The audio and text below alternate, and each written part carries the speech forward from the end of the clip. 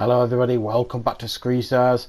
I'm here today to bring you my review for the 2019 science fiction drama The Vast of Night, a film that is directed by Andrew Patterson, and it stars Sierra McCormack as Faye and Jake Horowitz as Everett, and they are the two essential characters in this film.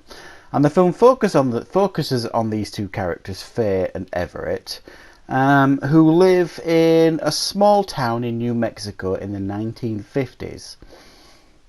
Now, Faye is she's 16 years old and she's like a telephone operator, and Everett is the local radio DJ. Now, they have a friendship going. You see at the beginning of the film, Everett tends to go around town with his tape recorder, recording the locals in order to spice up his radio show in an evening, things like that.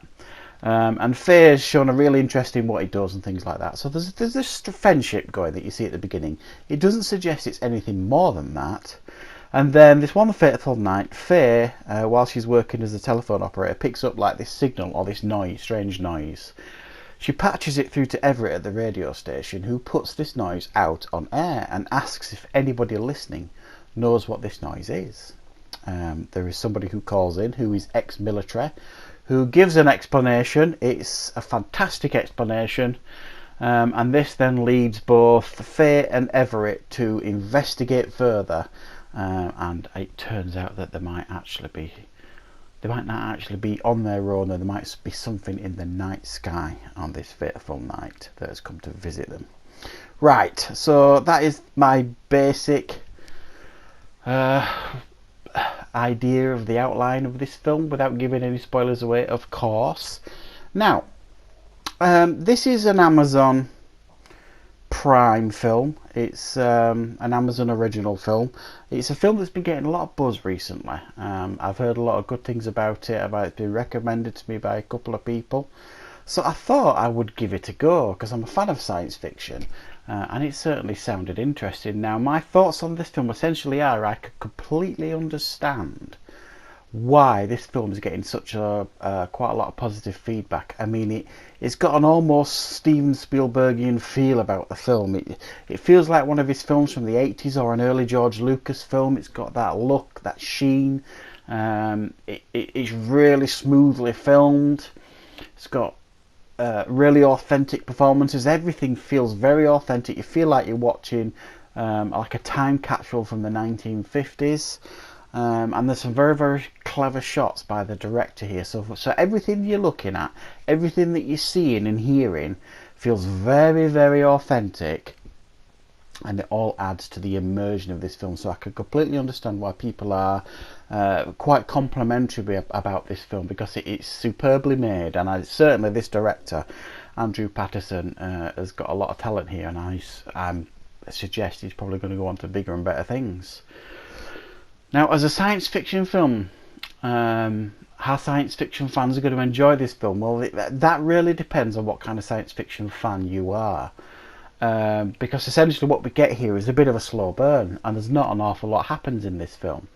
A lot of it's suggestion, a lot of it is narration and world building. You get a lot of people telling stories on a radio. Like I said, this ex-military guy rings up and tells this really enthralling story that's really, really into listening to.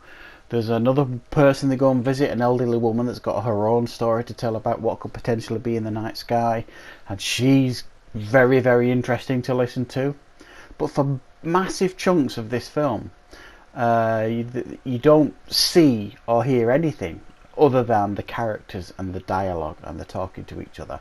Apart from, like I say, a couple of noises that you like the noise or that they hear that they put out on the air, that strange noise. So its pacing might bother some people, and that's the cold hard truth of it. You know, it's not a fast-paced film, and it might not hold everyone's attention. Did it hold my attention? For the most part, I would say yes, it did, because it was well written and the characters were nicely fleshed out.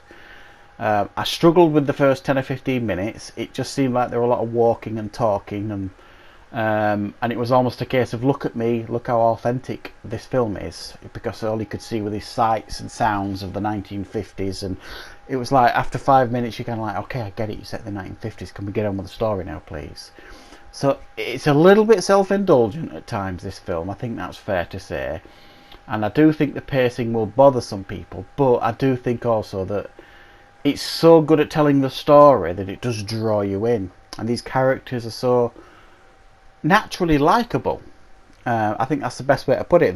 These two main leads they've got great chemistry and they're naturally likeable characters, and I think that really works for the film. But other than that, it's the pacing will bother some people, and the lack of anything particularly enthralling happening for massive chunks of the film will maybe bother some people. But if you like good storytelling, and you like a nicely written film with good performances and really authentic feel and nice immersion, we've got a pretty thoughtful science fiction film here that does something a little bit different with the genre, and you do get a payoff at the end. I think that's fair to say. So I'm going to give this film a 7 out of 10. It was a good film. It was really well made. I loved that side of it, and I could see the talent of everybody involved. But I think the cold hard truth is there wasn't enough happened in this film for me to really sing its praises and really enjoy it. But I think it's one of those that might divide some audiences.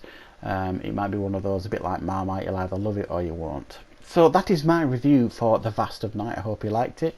I hope you enjoyed it. I hope you found it useful, and of course I will be back for more content on Screen Stars very soon.